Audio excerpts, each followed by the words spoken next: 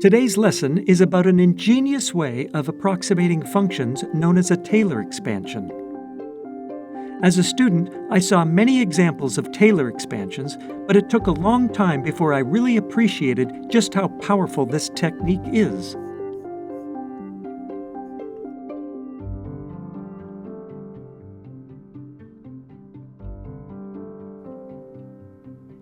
For me, it all started with the small angle approximation. I first saw this approximation during an analysis of a simple pendulum consisting of a point mass m hanging from an ideal string of length L in the absence of air resistance. The only forces acting on the mass are gravity and tension, and one approach is to treat the mass as rotating about the pivot point. To proceed, we sum torques about the z-axis and set it equal to the rotational inertia times the angular acceleration. In this case, there's only a gravitational torque which points into the page, and the inertia is just that of a point mass. When all is said and done, we end up with a second-order differential equation for the angle as a function of time. Unfortunately, this equation is nonlinear, which makes it challenging to solve. However, if we make the small angle approximation, then things simplify considerably, and we end up with an equation that can be solved quite easily. The details here are not important. The thing that I want you to notice is that the problem is greatly simplified by using the small angle approximation, so that's where I'd like to focus our attention. In all honesty, I never paid much attention to the small angle approximation. Yes, I had used my calculator to check that it was, indeed, a good approximation for small values of x. And I had even plotted the two functions and observed that they looked quite similar near the origin. But that's about as far as it went. I never really thought about where the formula came from. Well, it turns out that the small angle approximation is just one of many approximations we can make using a Taylor expansion. And these approximations can be made as accurate as you'd like. In addition, we're not constrained to stay near the origin. We can make the approximation near any point we want. Furthermore, this technique can be used to approximate pretty much any function you're likely to run into, which makes Taylor expansions one of the most useful mathematical tools I've ever learned. Now, there's clearly a lot to unpack here, so let's go ahead and get started. Consider an arbitrary function, and suppose we want to approximate this function near the origin. If we want to be truly simple-minded, then one approach is to take the value of the function at the origin as the value at all points. In other words, we could approximate the function as being constant. Now, you might think this is a terrible approximation, and generally it is. But it does produce the correct value at the point x equals 0. So as long as you remain really close to the origin, then it might be just fine. I've labeled this approximation f0 because it has zero dependence on x. Believe it or not, an approximation of this sort can be extremely useful. It all depends on what it means to be close to the origin. Later in the video, I'll show an approximation of this sort that gets used all the time in physics. As is probably obvious, it's not difficult to improve upon this approximation. In fact, I'll bet you already realize that all we need to do is tilt the line so that it lines up better with the original function. To make the approximation as accurate as possible, we can adjust the slope of the line so that it matches the slope of the original function. More accurately, we want it to match the slope of the tangent line at the origin. If you've taken calculus, then you probably remember that the derivative of a function is equal to the slope of the tangent line. So what we really want is for the slope of the new line to be equal to the derivative of the original function evaluated at the origin. At this point, we have a line in which we know both the slope and the y-intercept, so we can immediately write down an equation for this line. This equation represents our improved approximation for the original function. As a short side note, let's use this approximation on the sine function. Plugging in x equals 0 gives a y-intercept of 0. Meanwhile, taking the derivative and plugging in x equals 0 results in a slope of 1, which leads directly to the small angle approximation. Now, it might be tempting to stop right here, but if we push just a little bit further, we can extend things to a surprising level of accuracy. Returning to our arbitrary function, I want you to think about what you would need to do to make an even better approximation. We've already done the best we can with a straight line, so any improvement will need to come from making the function curve in some way, which means we'll need to include quadratic, cubic, and possibly higher-order terms to the approximation. And while it's not too difficult to determine the slope and y-intercept for a straight line, trying to determine how a function should be curved is a whole lot more challenging. Therefore, it's important to adopt a systematic approach as we move forward. Let's review what we've done so far. We began by approximating the function as a constant. We then improved the approximation by adding a term proportional to x. Now, if we're trying to be systematic, then it's reasonable to assume that we can improve things even more by adding a term proportional to x squared, followed by adding a term proportional to x cubed, then x to the fourth, and continuing with higher powers of x. If this assumption is true, then it suggests that including an infinite number of terms would lead to an approximation that's infinitely close to the original function. With this in mind, let's make the bold assertion that the original function can be written as an infinite-order polynomial, otherwise known as a power series. Our goal is to determine the coefficients for this polynomial, and while this may seem daunting at first, there's a wonderful trick that makes the process quite simple. If we evaluate the function at x equals 0, then every term in the series is equal to 0 except the first. The result is that we immediately determine the coefficient a0. Next, we differentiate the function and again evaluate it at x equals 0. As before, every term in the series evaluates to 0 except the first term, so now we know the coefficient a1. Continuing in this manner allows us to determine all the coefficients in the series, and when these coefficients are substituted back into the original series, we end up with the Taylor series for the original function. Now, you might not be completely comfortable with the idea of adding an infinite number of terms together, but it turns out there are sensible ways for doing so. The end result is that this infinite series is a perfectly valid way of writing any reasonably well-behaved function. Of course, to actually use this series, we can only include a finite number of terms. These Taylor polynomials form a set of approximations for the function that becomes more accurate as the number of terms increases. To demonstrate how this all works, let's look at a specific example. Because we need to take lots of derivatives, the simplest example is probably the exponential function. In case you've forgotten, the exponential function evaluated at 0 is equal to 1, and the derivative of the exponential function is just the exponential function itself.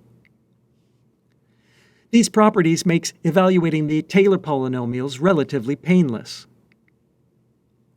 Notice that the higher-order approximations do a much better job of hugging the original function as you move farther from the origin. That's the beauty of Taylor series.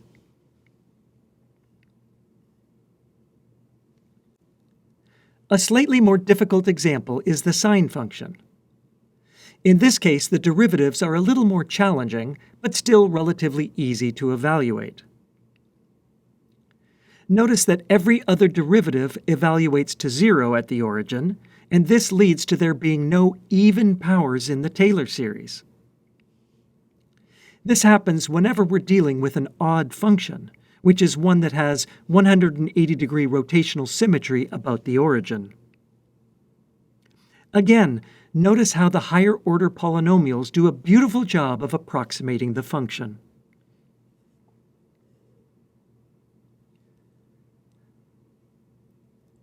Before moving on, it's worth taking a moment to appreciate what we've accomplished here.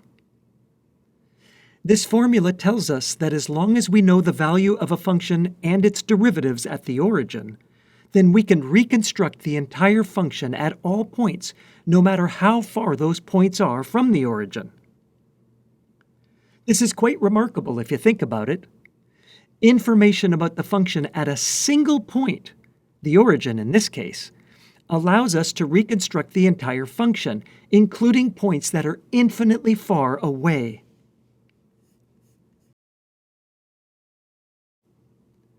So far, we've been focusing on how to approximate a function near the origin, but it turns out that we can approximate the function near any point.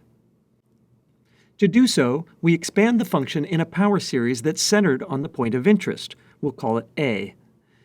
In other words, we write the function in powers of x minus a instead of powers of x.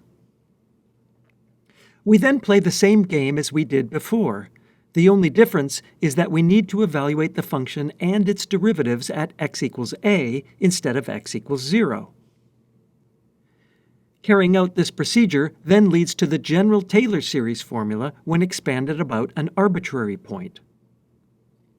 To save some writing, we can write things more compactly using summation notation. To demonstrate how this formula is used, let's consider the gravitational force near the surface of Earth. Newton's law of gravitation tells us that the force magnitude between two objects is proportional to the masses of each object and inversely proportional to the square of the distance between their centers. Now, it should be clear that there's going to be a problem when the distance is equal to 0. The function blows up at this point, so it's hopeless to try and write a Taylor series about this point. However, all is not lost, because almost everything we observe in our daily lives happens near the surface of Earth, which means the distance between the two objects will be reasonably close to the radius of Earth. Therefore, a Taylor series expansion about the radius of Earth should lead to a good approximation for the gravitational force near the surface of Earth. To get the first term in the series, we simply plug in the radius of Earth. This term is proportional to the mass of the object and represents a constant gravitational force. If we substitute in values for the gravitational constant and the mass and radius of Earth, we find the proportionality constant comes out to approximately 9.81 newtons per kilogram, a result that's likely familiar to anyone who's taken an introductory physics course. It's worth mentioning that this constant represents the gravitational field strength at the surface of Earth and has nothing to do with acceleration. All we're doing here is calculating a force. There's no motion whatsoever in this problem. To improve upon this result, we need to calculate the next term in the series. We first take the derivative of our original equation and then plug in the radius of Earth. We then multiply by the distance above Earth's surface and add to our previous result to get a linear approximation for the force.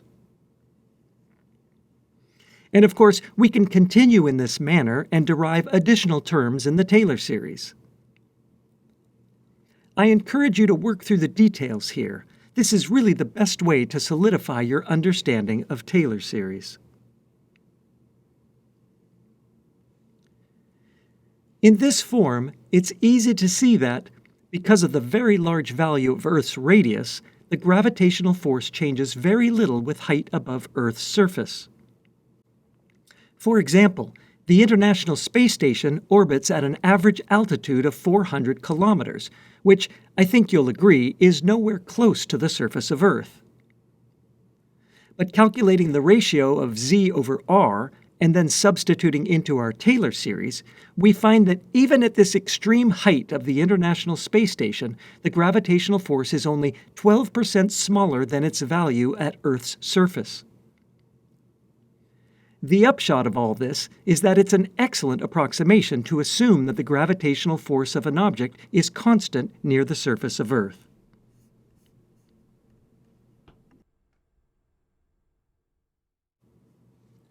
Now, I feel obligated to mention that there's a slightly easier way of solving the previous problem that still involves Taylor series, and I think it's instructive to provide a brief overview of this method.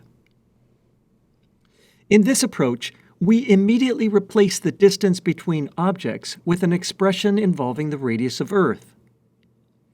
The reason for doing so is because the radius of Earth is an extremely large distance, and so, by comparison, the distance above Earth's surface is typically quite small. We can then factor out the large distance to get an expression that's written in terms of a small parameter.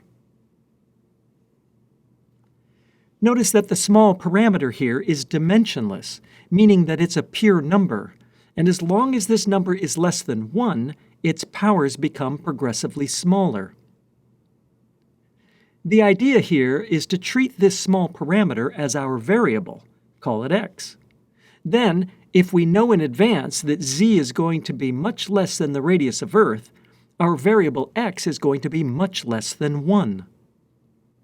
This suggests that we can do a Taylor expansion about the point x equals 0, and we should get a good approximation using only one or perhaps two terms in the series. Once again, I'll let you work out the details, but I will note that if you do things correctly, you'll get the same answer we found earlier. Before ending this video, there's one final topic that needs to be addressed. Recall that the gravitational force between two objects is undefined when the distance between the objects is 0. This function has a singularity at the point r equals 0, so we can't write a Taylor series about this point. However, as discussed, we can write a Taylor series about some other point. But as we're about to see, the singularity at r equals 0 still has an effect on our result. To understand what's going on here, I'd like to begin by plotting the gravitational force. Unfortunately, trying to plot this function is quite cumbersome because of the constants g, big M, and little m. We could plug in some specific values for these constants, but there's a much better approach. What we want to do is scale the equation to make it dimensionless. Currently, this equation has dimensions of force, and so we'd like to divide by an appropriate force so that the equation becomes dimensionless. The natural force to use is the gravitational force at the surface of Earth. When we divide by this force, something almost magical happens. All of the constants drop out of the problem. If you look at this equation, you can see that what we're actually doing is plotting the gravitational force in units of mg versus the separation distance in units of Earth's radius. In this form, it's now a simple matter to plot this function without ever having to know anything about the value of the constants g, big M, and little m.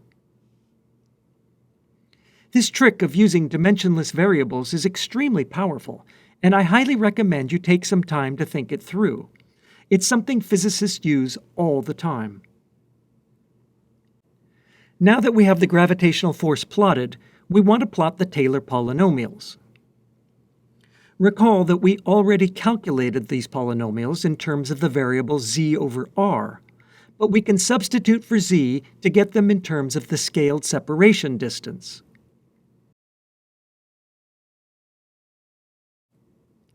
As usual, we see that the higher-order Taylor polynomials do a better job of approximating the function near x equals 1, which corresponds to the separation distance being equal to Earth's radius. But notice that as we go to higher and higher order, the improvement seems to stall. In fact, it looks suspiciously like there's a problem at the point x equals 2. So, what exactly is going on here? Well, the details are a little subtle, but each term in a Taylor polynomial possesses even or odd symmetry about the expansion point. And the highest power term dominates the behavior of the polynomial at distances far from the expansion point. But if the function blows up at a particular location, then each term will mimic this singularity, with the result that the same behavior is observed with either even or odd symmetry on the opposite side of the expansion point. The details are not terribly important, but I want to emphasize that the Taylor series will only converge to the original function over a range of values about the expansion point that go out only as far as the singularity, a distance we refer to as the radius of convergence. Moreover, although the Taylor series will not converge to the function at the singularity, it is possible that it converges to the function on the opposite side of the singularity, though this is by no means guaranteed, and indeed it is not true in this specific example.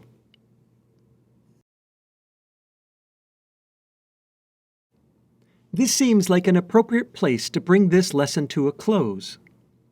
Although we've only scratched the surface, I hope this brief introduction has given you a basic understanding of Taylor series and how, if you're careful, they can be used to approximate just about any function you want. Until next time, I'm David Jackson, and this is All Things Physics.